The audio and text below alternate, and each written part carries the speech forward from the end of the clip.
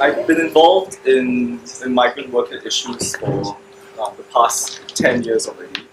And one of the reasons I got involved is because I'm one of those spoiled brat Singaporeans who has a live-in domestic worker ever since, I think, I mean for a very long time, I think since I was 5 or 6 years old, yeah, I had a live-in domestic worker. So, and my mom would make our domestic workers sleep in the same room as I did. So unfortunately, she had to bear with my childish prattling, and I would be talking to her till like 11, 12 at night, and she wouldn't be able to get a good rest, and she had to wake up at 5, 6 in the morning to start work all over again. So I was quite, so when I wanted to get into migrant rights work, I started to think about how we were treating migrant domestic workers in this country, and why is it that they get so little protection. And I remember when I was 15 years old, my mom decided that she would give our Indonesian domestic worker 1 day off a month. And when she told all her friends she was going to do that, they started to scold her. They started to say that, you know, you shouldn't give her any days off, because if you do, she will go out, she will get a Bangladeshi boyfriend, and then she's going to get pregnant, and then you're going to lose your security bond, and she's going to start having attitude problems, and worse still, she will start gossiping with all the other mates in the neighborhood, and then they will start clamoring for a day off, and you'll be spoiling the market because of what you have done.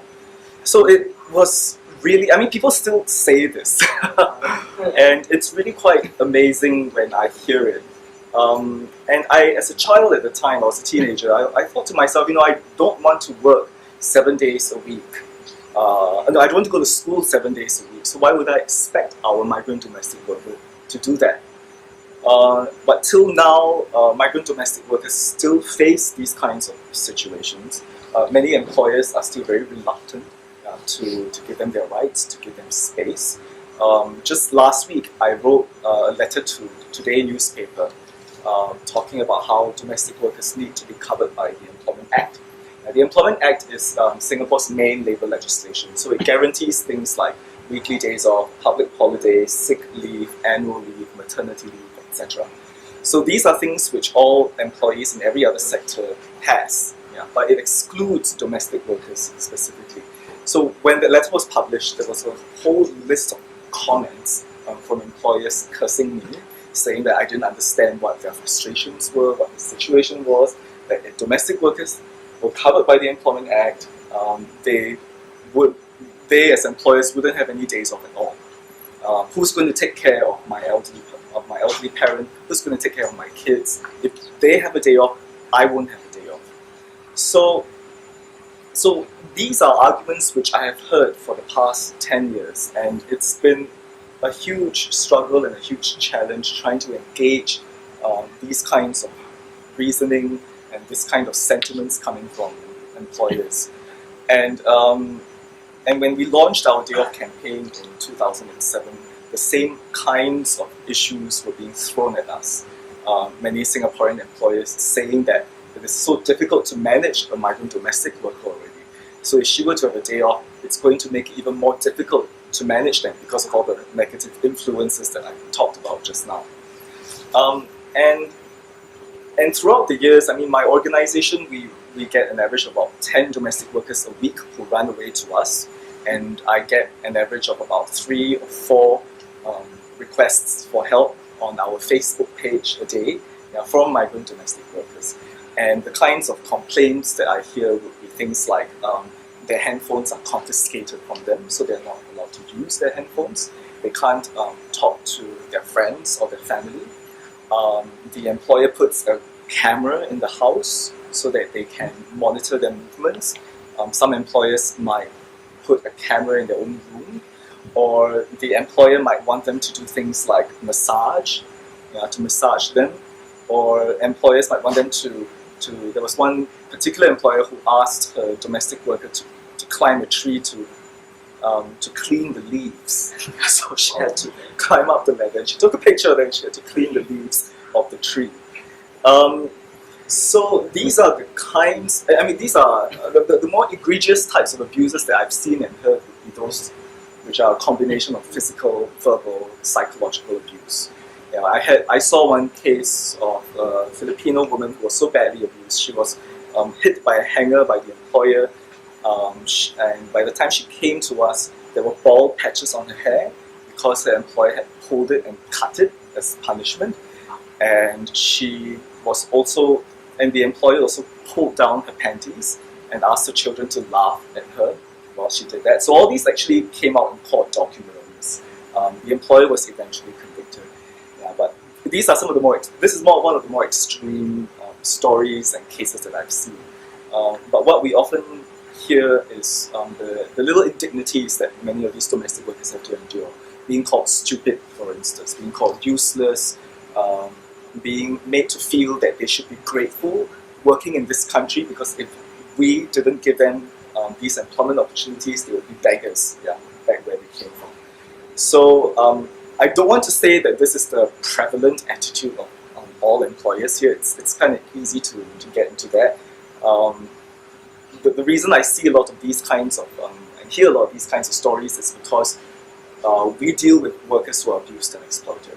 Yeah, so the extent to which this happens actually among the 220,000 households that hire domestic workers, I don't know. But the fact that it happens and the fact that structurally we don't have any mechanisms and laws to protect them effectively becomes a huge issue. And when I was reading a flyer just now, we talked about structural violence. Yeah, and I think this is one of the huge issues when we look at how low-wage migrant workers are treated in this country. They are victims of very significant structural violence because there is a lack of political will, basically, to ensure that their rights are upheld and that their welfare is looked into. And all this is really a result of, I think, what we call the commodification of labour. Yeah, because workers, and especially migrant workers, are just seen as economic units of production. So they're here to fulfill a specific purpose. Our government crafts laws and policies and legislation which treats them in this way. So if you look at some of our laws, for instance, when it comes to foreign workers, they actually have specific provisions which tell employers that they are supposed to control and supervise their workers. Yeah, so this kind of language is how it is used to govern the relationship between employers and workers. And we have a policy which employers have to buy a security bond so that if they fail to repatriate their worker, they might lose this $5,000 security bond. And the reason the security bond is there is that the government doesn't want these migrant workers to run away, to overstay. So they put the onus on the employer to ensure that these workers toe the line. And the best way to do that is to hit where it hurts the most, which is your pocket. So if your worker runs away, you lose this $5,000.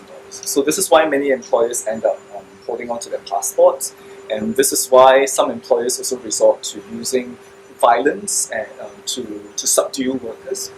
One instance of this is repatriation companies. There are actually security companies in Singapore which specialize in repatriating workers. So if a worker is not compliant or wants to file a claim against an employer at the Manpower Ministry, these employers will engage security companies to catch them, lock them up in a room until the ticket is purchased, and then escort them to the airport and force them back home. So we've had many instances where we've had to intercept these kinds of deportations at the airport, yeah, and negotiate with the immigration officers to allow these workers not to go back and to file a complaint at the Manpower Ministry. And actually, there's a security company that's just across the road, opposite Mustafa. Yeah, so they're located on the 4th floor. So and they charge like $300 per worker to employers so that they can send them back. So these guys are literally gangsters, right? So they resort to intimidation tactics. They assault these workers into submission. And I even had one case where this worker alleged that they took a knife and pointed at him and forced him to sign some salary vouchers to say that he'd actually received a salary and he didn't want to file any more complaints, and that he was willing to go back to Bangladesh willingly. So why do employers behave in this way? And this is something which has puzzled me for a very long time. I mean, when I studied social work at NUS, my interest really was, I thought I'd just be helping people, right? So I'd be doing counseling, financial assistance, and it all sounded really nice and innocent. But when I started working on migrant labor issues, I was shocked and appalled, at the level of structural injustice that was happening in Singapore, because you have this image of if you go through the education system here and all you read is the Straits Times, you will get you think that Singapore is this great place to live in, and we have high levels of economic growth, third world to first, so that usual kind of narrative that you are fed since you're in school. So, but then when you scratch beneath the surface, you talk to these workers and you journey with them through their challenges and their difficulties and the kinds of problems they face, just trying to get salaries which are not paid to them, for instance. Something as basic as that. All the hoops that they have to jump, all the discrimination that they have to face by employers, by agents, and even by the government officers who are supposed to be helping them with these claims. And when we journey with them through these challenges, we realize that a lot of all these problems can actually be connected to our attitudes towards these workers, the laws and policies which actually encourage these kinds of attitudes to happen. When I'm involved in this work, people often say, "Oh, why do you have to always blame the government? Why do you always blame the employer? These workers are also very problematic. They tell lies. They also abuse their employers." I get a lot of these kinds of criticism from employers of domestic workers, especially. And true. I mean, I often say that yes, of course, there are workers who tell lies. There are of course workers who may exaggerate their problems. I mean, I've had workers who told packs of lies to me before. But when we look at this issue, I think it's important to look at it from a structural perspective, and to look at how it is easy to blame individuals, but not look at how our society, our culture, our policies, our laws, the way things have been fed to us, make us react in this way, make us behave in this way. And the same goes for these so-called employers and recruiters that I meet. And when I talk to employers of migrant domestic workers, for instance, they often vent their frustrations about how they find it difficult to get a domestic worker that can look after the children well enough, the elderly well enough, and how their bosses in the workplace is also giving them a lot of stress, and how the cost of living is going up, and then when they come back from work, they have this maid that doesn't seem to understand what she's saying, so then they end up physically abusing them, verbally abusing them. And sometimes what I try to do is make that connection between the exploitation of this woman who's in the household, and also how they are also affected by policies and laws which may put them in this position. Take for example how many employers feel, especially employers in lower and middle class families. A lot of all these employers that I talk to are actually from lower and middle class households in Singapore, and some of them are single parents. The case that I talked about where this woman was so badly physically, sexually and verbally abused, she was a single mom with 2 kids. So she has no right, of course, to treat a domestic worker in this way.